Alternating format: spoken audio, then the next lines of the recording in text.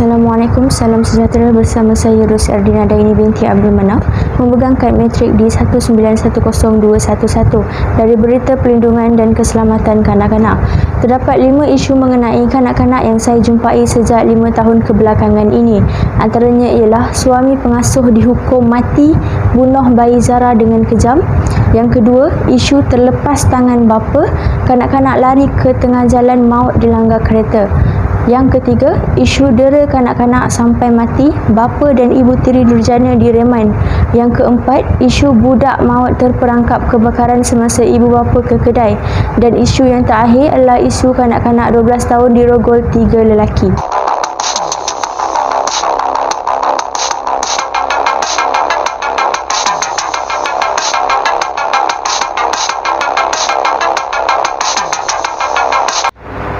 Shah Alam, seorang bekas tukang gunting rambut, dijatuhi hukuman gantung sampai mati oleh Mahkamah Tinggi Shah Alam selepas didapati bersalah membunuh bayi berusia 11 bulan Nur Muazzara Ulfa Muhammad Zainal atau dikenali sebagai Zara 3 tahun lalu. Hakim Datuk Abdul Halim Aman menjatuhkan hukuman itu terhadap Hazmi Majid 39 tahun iaitu suami kepada pengasuh bayi itu selepas mendapati pihak pembelaan gagal menimbulkan keraguan munasabah terhadap kes berkenaan. Abdul Halim dalam penghakimannya berkata selain mengalami pendarahan di bawah kulit kepala yang banyak, tulang tengkorak bayi malang itu juga didapati pecah. Terdapat pendarahan di atas dan belakang otak, bekas lebam di lengan kanannya, kesan luka akibat gigitan orang dewasa, katanya. Abdul Halim berkata tidak dapat dibayangkan betapa seksa dan menderitanya bayi ini diperlakukan sedemikian kerana tertuduh tidak berhati perut, tiada perasaan dan tidak berperi kemanusiaan. Lebih menyedihkan lagi, bayi ini turut didera secara seksual dengan dahsyatnya. Sesungguhnya perbuatan kamu amat kejam. Berdasarkan kertas pertuduhan, Hazmi didakwa membunuh dan menyebabkan kematian bayi perempuan itu di sebuah rumah di apartmen Sri Cempaka, Jalan 6/2, Seksyen 16, Bandar Baru Bangi, Shah Alam antara 10.30 pagi dan 1.30 tengah hari pada 7 November 2018 lalu. Bagi kesalahan itu, dia didakwa mengikut Seksyen 302 Kanun Keseksaan yang memperuntukkan hukuman mati mandatori. Seramai 22 saksi pendakwaan dipanggil memberi keterangan sepanjang perbicaraan yang bermula 7 Januari 2020 hingga 7 April lalu. Pada prosiding itu, hanya tertuduh seorang dipanggil memberi keterangan secara bersumpah. Pendakwaan dikendalikan oleh Timbalan Pendakwa Raya Datin Zuraini Abdul Razak manakala tertuduh diwakili Peguam AJ Selen. Pada November 2018, media melaporkan Nur Muazzara Ulfa meninggal dunia selepas 2 hari berada dalam keadaan kritikal di Hospital Serdang, Selangor. Dipercayai akibat didera secara fizikal dan seksual oleh suami kepada pengasuhnya. Ibu mangsa pada awalnya dimaklumkan oleh pihak hospital bahawa mangsa dihantar selepas pasangan terbabit mendakwa mangsa tercekik buah apel. Bagaimanapun, pemeriksaan lanjut ke atas mangsa mendapati terdapat kesan koyakan pada selaput dara dan tubuhnya. Hasil bedah siasat Jabatan Patologi Hospital itu mendapati punca kematian mangsa disebabkan impak dipercayai objek tumpul terhadap kepala dengan tempurung kepala mangsa pecah selain kesan lebam pada bahagian atas kiri dan kanan kepala mangsa. Susulan itu, pasangan suami isteri berkenaan ditahan bagi membantu siasatan kes kematian menyayat hati bayi tersebut yang mendapat perhatian masyarakat di seluruh negara. Pada 29 November 2018, tertuduh dijatuhi hukuman penjara 20 tahun dengan 12 sebatan oleh Mahkamah Seksyen Kajang Shah Alam kerana memasukkan jari ke dalam kemaluan dan tubuh bayi itu. Mahkamah memerintahkan tertuduh menjalani hukuman penjara 20 tahun dan 6 sebatan bagi pertuduhan pertama dan penjara 20 tahun dan 6 sebatan bagi pertuduhan kedua. Mahkamah bagaimanapun memerintahkan hukuman penjara berjalan serentak bermula dari tarikh tangkap pada 13 November 2018.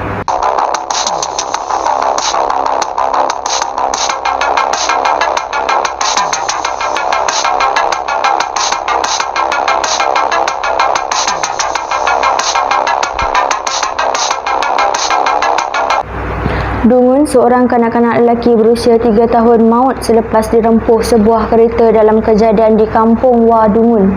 Dalam insiden kira-kira jam 8.30, mangsa Muktaha As-Salami maut di lokasi kejadian selepas mengalami kecederaan parah di bahagian kepala dan anggota badan. Ketika kejadian, mangsa bersama ahli keluarganya berkunjung ke sebuah restoran untuk menikmati makan malam. Menurut bapanya, As-Salami Ahmad, 61 tahun, dia bersama isteri dan 7 anaknya baru sahaja tiba di restoran tersebut dari kediaman mereka di Kampung Jerangau.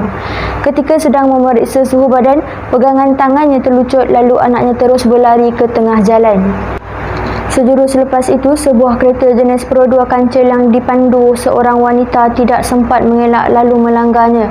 Sementara itu, Ketua Polis Daerah Dungun, Superintenden Baharudin Abdullah ketika dihubungi mengesahkan kejadian. Katanya, mayat mangsa dibawa ke unit forensik Hospital Dungun untuk bedah siasat. Kes disiasat di bawah Seksyen 41-1 Akta Pengangkutan Jalan APJ 1987.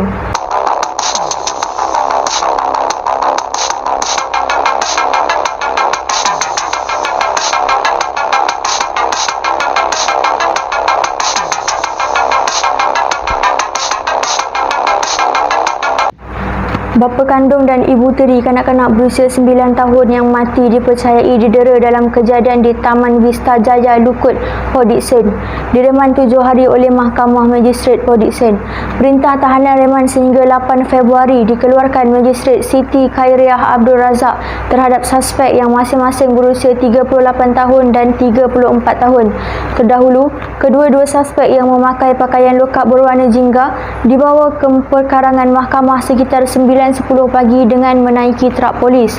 Penahanan terhadap suspek yang juga bertugas sebagai anggota tentera dan isterinya yang merupakan suri rumah itu bagi membantu siasatan mengikut Seksyen 302 Kanun Keseksaan kerana membunuh.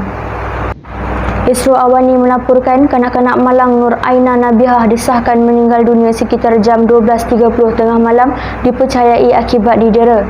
Terdahulu dia ditemui tidak sedarkan diri oleh ayahnya sebelum dibawa ke Hospital Tuanku Jaafar Seremban dan disahkan meninggal dunia oleh pegawai perubatan.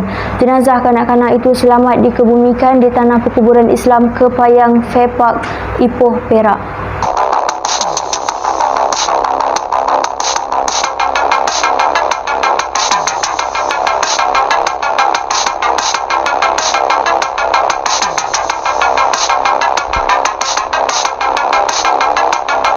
Georgetown, seorang kanak-kanak berusia 6 tahun maut selepas terperangkap dalam kebakaran di rumahnya di kondominium The Rise Collection 2 Jalan Dr. Wu Lien Teh, Georgetown pagi Sabtu. Nurania Adilia Muhammad Zaid disahkan meninggal dunia ketika dirawat di Hospital Pulau Pinang HPP pada jam 10.53 pagi. Ketua Polis Daerah Timur Laut Assistant Commissioner Sofian Santong berkata, ibu bapa mangsa keluar ke kedai di bawah kondominium tersebut pada jam 8.30 pagi, manakala mangsa dan adiknya Muhammad Arif Zakwan masih tidur di ruang tamu. Mereka hanya membawa anak bongsu yang berusia setahun.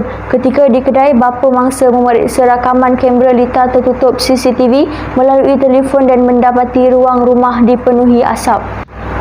Pasangan itu kemudian bergegas pulang. Bapa mangsa memasang kemudahan itu bertujuan memantau anak-anak mereka di rumah, katanya ketika dihubungi pada Sabtu. Sofian memberitahu selepas menyerahkan anak bongsu mereka kepada jiran, suami isteri itu meluru masuk ke dalam rumah. Suami telah menyelamatkan anak kedua yang terbaring di ruang tamu manakala isterinya ke bilik utama lalu membawa mangsa keluar. Kesemua mereka dibawa ke hospital dengan ambulan untuk rawatan lanjut. Bapa mangsa dan kaki tangan Jabatan Kecemasan Hospital Pulau Pinang HPP cuba menyelamatkan mangsa namun dia disahkan meninggal dunia pada jam 10.53 pagi. Adik mangsa pula disahkan selamat dirawat di unit rawatan rapi ICU HPP, katanya ketika dihubungi pada Sabtu. Tambahnya, proses bedah siasat mengesahkan punca kematian kerana terhidu asap dan mangsa diserahkan kepada keluarganya untuk dikebumikan di tanah perkuburan Masjid Jamek Jelutong.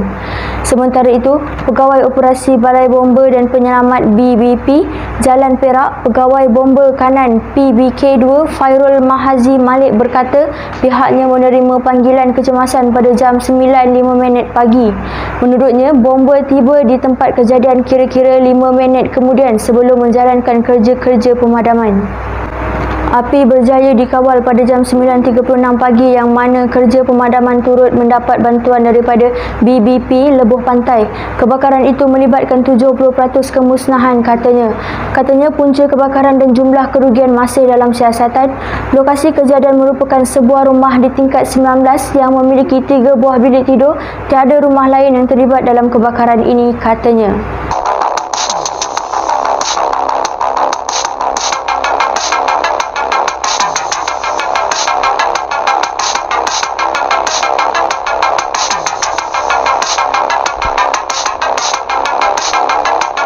Bagan Datuk, kanak-kanak perempuan berusia 12 tahun dipercayai menjadi mangsa rogol 3 lelaki dalam kejadian di rumah tumpangan di hutan melintang Bagan Datuk. Difahamkan kanak-kanak yang tinggal bersama ibu saudaranya sejak 3 bulan lalu dan sudah tidak bersekolah. Dipercayai melarikan diri dari rumah di hutan melintang Bagan Datuk pada 1 pagi. Ketua Jabatan Siasatan Jenayah Perak Senior Assistant Commissioner Anwar Osman berkata, mangsa kemudian pergi ke taman permainan berhampiran sebelum dihampiri 2 lelaki. 2 lelaki itu mengajak mangsa mengikuti mereka dan disebabkan tiada tempat untuk dituju, kanak-kanak itu kemudian bersetuju dan dibawa ke sebuah rumah tumpangan yang dihuni seorang lagi rakan suspek. Mangsa diajak melakukan hubungan seks dan perbuatan itu dilakukan bergila-gila oleh ketiga-tiga suspek sebelum mangsa ditinggalkan sendirian di rumah tumpangan berkenaan. Mangsa juga mengakui mengenali seorang daripada lelaki itu yang tinggal berhampiran, katanya dalam kenyataan. Anwar berkata, ibu saudara mangsa berusia 24 tahun yang menyedari kehilangan kanak-kanak itu kemudian mencari anak saudaranya. Namun gagal sebelum dia dihubungi seorang daripada suspek pada 7.40 malam. Katanya, suspek memberitahu wanita itu anak saudaranya sudah dirogol dan mengugut supaya diberikan RM4,000 untuk membebaskan kanak-kanak itu. Ibu saudara mangsa kemudian membuat laporan polis untuk tindakan lanjut. Susulan itu, sepasukan pegawai dan anggota bahagian siasatan jenayah Ibu Pejabat Polis Daerah IPD Hilir Perak menahan seorang lelaki di hutan melintang pada 6.30 pagi ketika cuba mendapatkan wang dari wanita itu. 2 lagi lelaki ditahan setengah jam selepas itu dan polis turut merampas beberapa barangan termasuk kenderaan dan telefon bimbit katanya. Beliau berkata, hasil ujian saringan awal air kencing yang dijalankan mendapati ketiga-tiga suspek berusia antara 28 tahun hingga 33 tahun itu positif metafetamin dan 2 daripada mereka mempunyai rekod kesalahan lampau. Mangsa kini dalam keadaan stabil dan berada di Hospital Teluk Intan untuk pemeriksaan lanjut.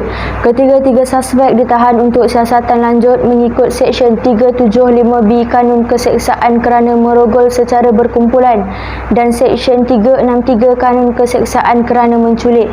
Sekian sahaja daripada saya dari Berita Perlindungan dan Keselamatan Kanak-kanak. Awasi anak-anak anda, stay safe, stay at home, kita jaga kita.